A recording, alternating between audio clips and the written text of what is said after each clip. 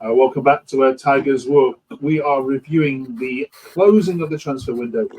Are Hull fans happy now with the business that has been done? Well, we've got 4 eagerly anticipated Tigers to rip into that question and also review the disappointing result against Leeds. Welcome back to the quickest and most comprehensive review of all things Hull City on the internet. Thanks for joining us. See you on the other side of these titles.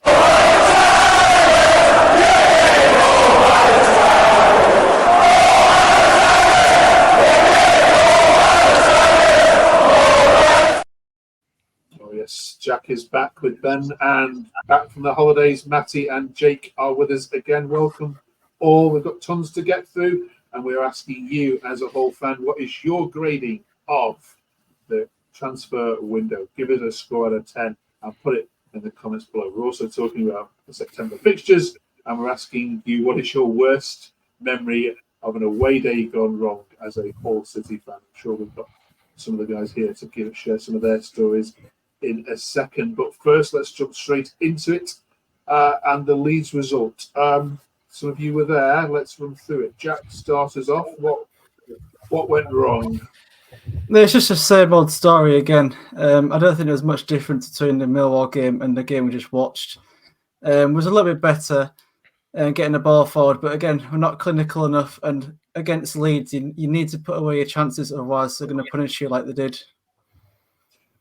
Cheers for that, Matty. You observed it all. Taking the Leeds game on its own, are you seeing signs of improvement? I think it's still early. I think it's difficult. I mean, I've only managed to see the Bristol game and the Leeds game live, but I think there were definitely signs on Saturday of us improving and getting a lot better. We definitely had more of a threat going forwards. I thought Millar had a particularly quite a good game going forwards, and Bedia looks like he could be a bit of a threat going forwards, bit of a presence up front. Looks solid at the back.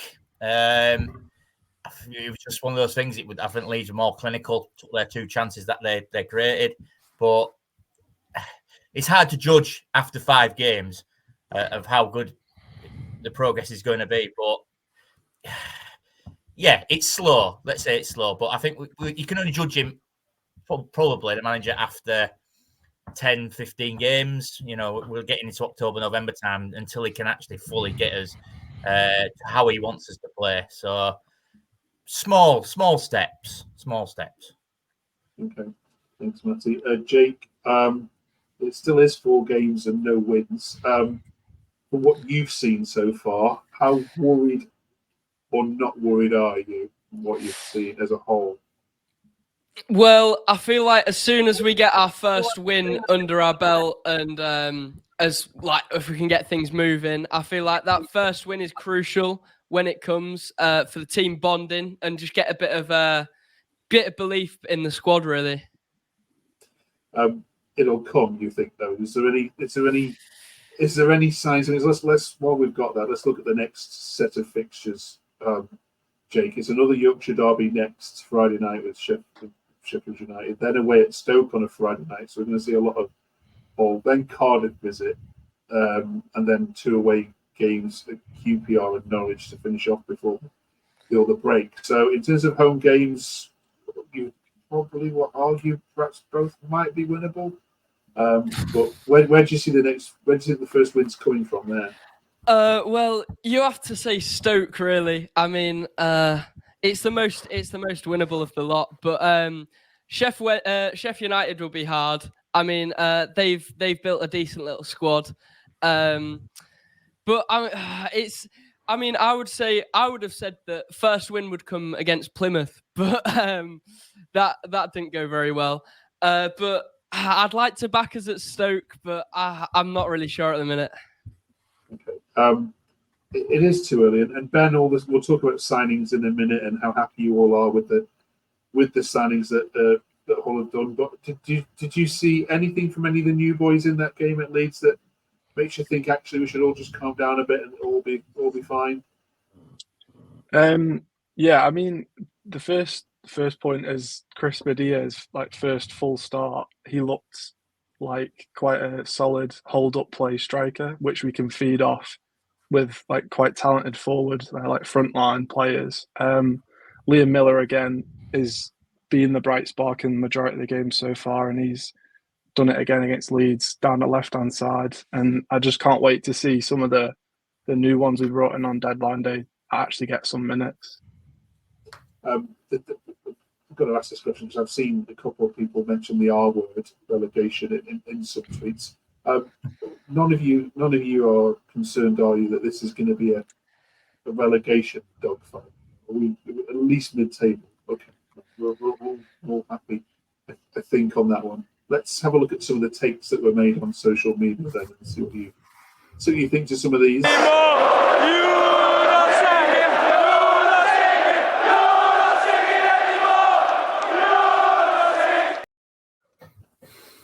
Dave Weldrake says we had little attacking threat.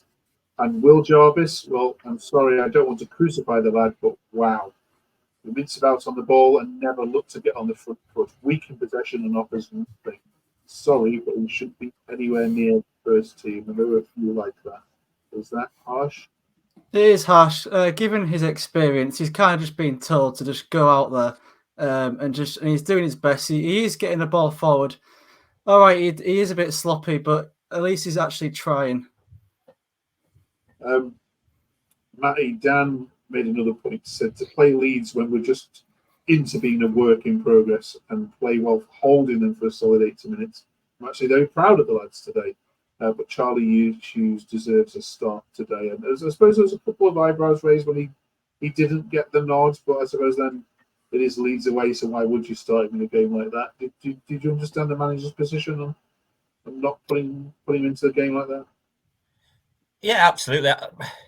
I mean, Alfie Jones has been outstanding for the last 3 seasons, so you know you're not going to drop him. McLaughlin's been a bit. I think he gets a bit harshly treated by the fans. I think he's been solid. I don't think he's done much wrong, to be honest, at the back. I mean, we have brought Charlie Hughes in. I think he'll probably come in at the end of the international window. I think he'll probably get a start. I mean, if you're spending all that money on somebody. I think he will eventually. You've got to bring him into the team, which is a bit harsh on McLaughlin because I think he's actually been quite solid. He never lets you down, McLaughlin. He's a solid 7, 8 out of 10, I think. Well, maybe 7, not 8. But he's decent every week, and he comes in. You know, when Greaves was injured last year, he came in, did a solid job for us. Interested to see him on the Bristol game. He was like up front at some point. He was on the left wing at some point. So it's this new system that we're playing. He was up front for 5 minutes. But I think it's a bit harsh on the back four because I thought they actually played particularly well Saturday. I thought they had a good game. Coyle had a really good game, and Matt, the new lad Solomon out the game, just unlucky for the first goal. But I'd like to see him come in. I think if you're buying somebody like him, spending the money, he seems like a really good player. So yeah, let's get him put in the team. Yeah, I know a lot of Wigan friends who say they're very sorely missing him already. Okay, Jake, here's some more. Alex says, I am bored of the Racioppi to Volta debate. We have signed half our team late in the window. The full preseason was with bad squad players from last year. Give the man a chance to implement his system and back him. Racioppi is gone and it's over. Leave it be. And on a similar line, Joel says, people asking for Walter to be set, needs to shake their heads and get a grip. You on board with those comments, Jake? Yes, yeah, massively. I mean, Walter's barely had any time. Like I said, he's only just it was only a few players he's been able to actually implement into his system. He's got Mehlem, which is the only one that's actually sort of used to his system. So you've got to give him time, like any manager. I mean, the game these days, it's like people are expecting results instantly. But it's all about getting your players in and getting them playing your style, and I think it's very harsh. Okay.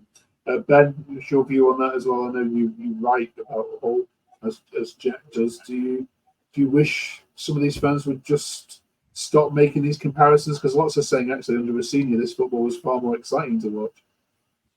I mean, I can see it from both sides. I think we're at a point where we need to just sort of let the past be in the past and just focus on what we've got at the minute, because he's quite clearly a talented manager. We've got promising players, a young squad who have potential to go quite far in the future. It's just have faith and stop beating the team up and the manager up after any slight inconvenience, really. And it is Leeds away, we must remember that. The money that they have spent. Okay, speaking of money, let's have a look at your transfer window there. I want you all to know it's finally shut to give it a grade, if that's all right, out of 10. Let's have a look at the start by having a look at the amount that Hull have spent.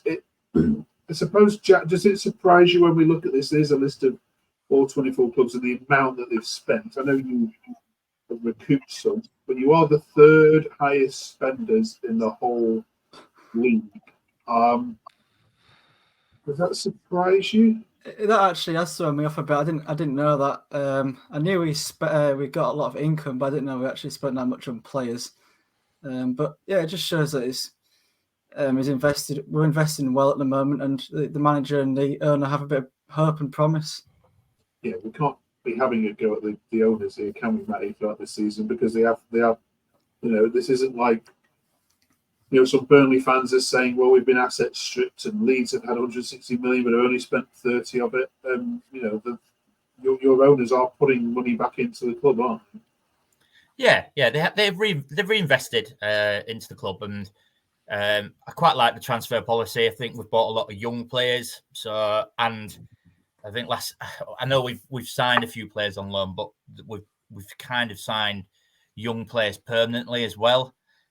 Which I think is it's really promising going forward that we're going to have these players there if we can keep the manager there as well to build on.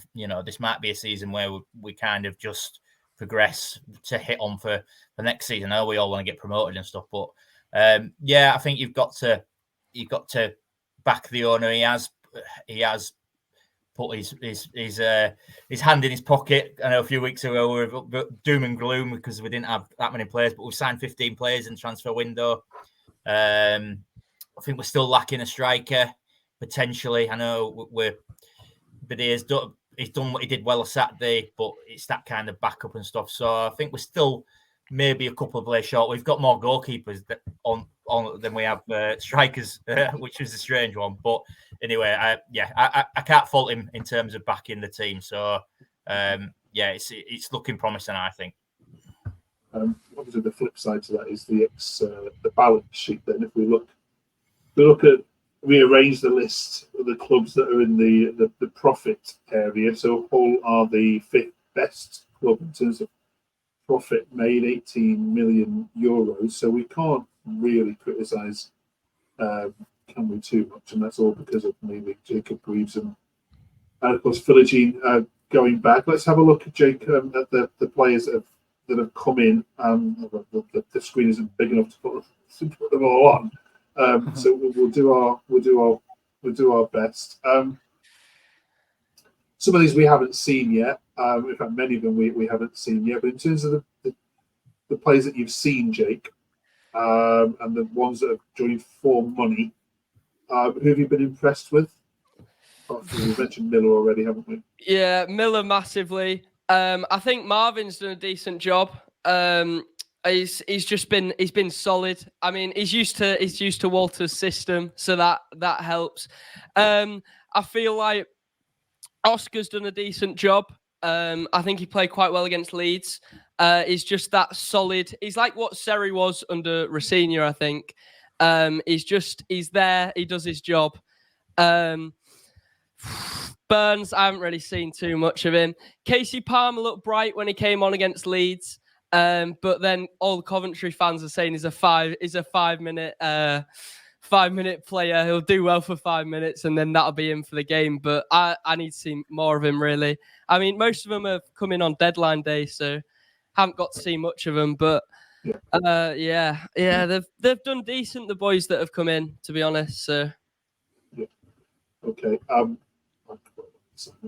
I like the Liam Millar signing as well. We talked to Preston fans who were very impressed with him last year.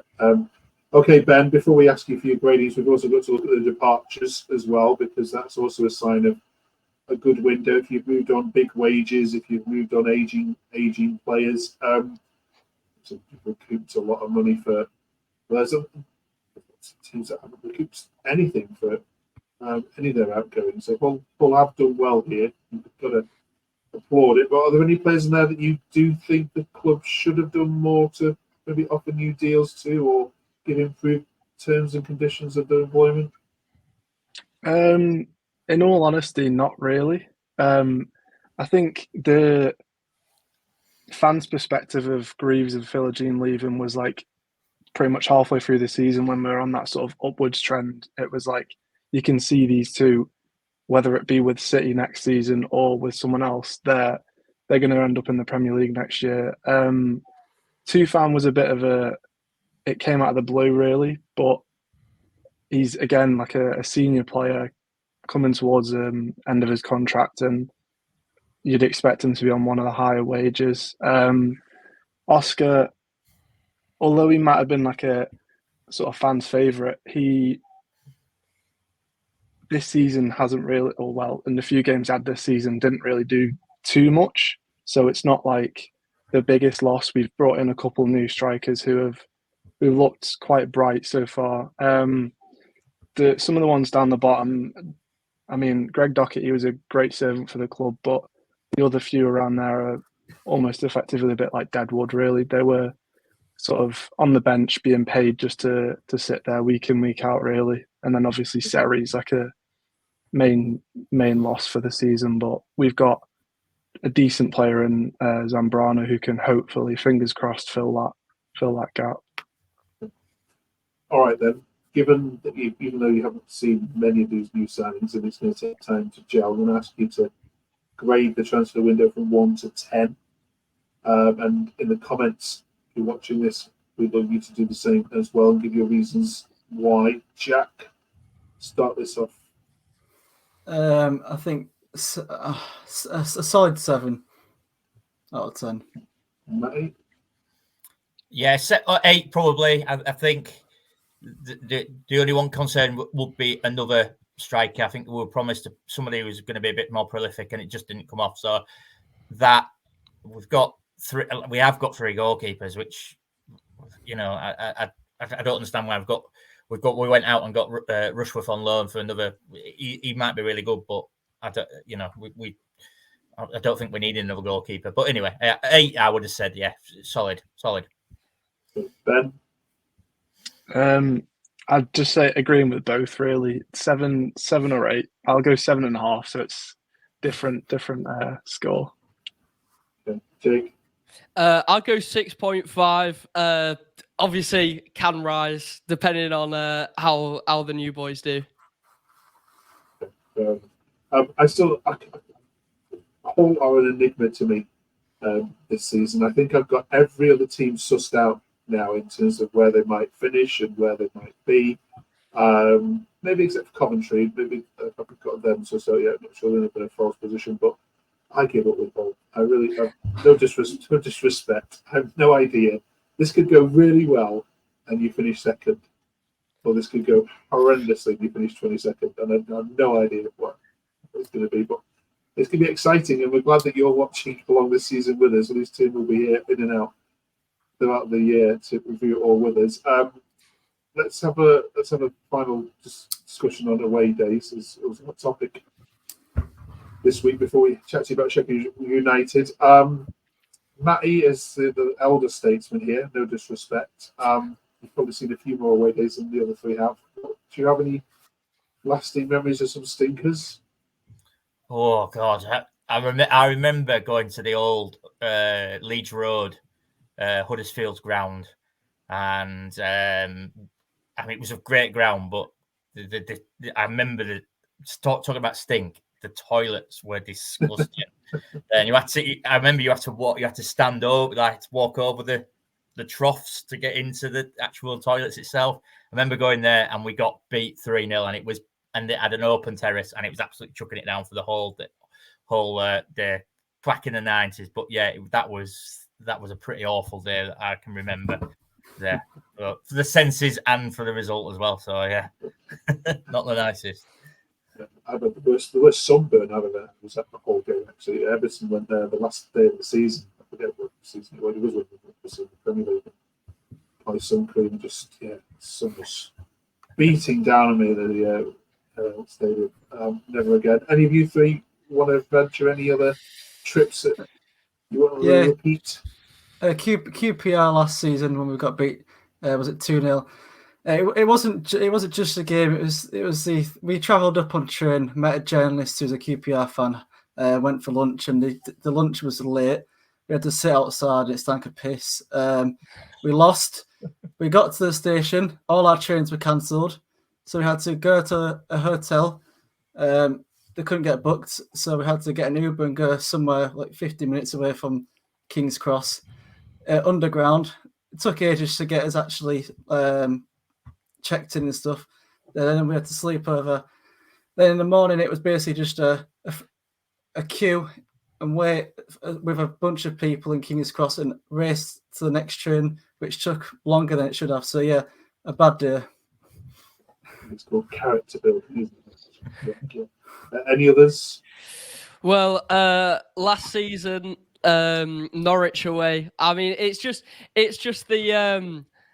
I mean, the day was all right, but it's just the fact that last minute offside, ball out of play, winner, and the fact that could have meant so much at the end of the season it still makes my blood boil. There's a Trek knowledge as well, so we're making that trip. Okay. Right, thank you very much, all of you. We'll see you on the other side of the international break, where we'll finally get to solve the riddle that is Hull City, I hope, at some point. Thank you very much all for watching. We'll see you all in a couple of weeks. Oh, Sheffield United, sorry. Let's get predictions on that one. I forgot to mention. Matty, you go first. I think first win. So I'm going 1-0. First win. Chris Wilder's not going to be happy with that on the touchline. Jake? 3-1 Sheffield United. Oh, I like this. Ben? 2-1 City. Jack, make it a full house. I'm going to be sanguine for once and go a 1-0 Hull City win. Oh my gosh! Right, okay. Get your money on it now. Hull City getting the first win at Sheffield United 2 weeks on Friday.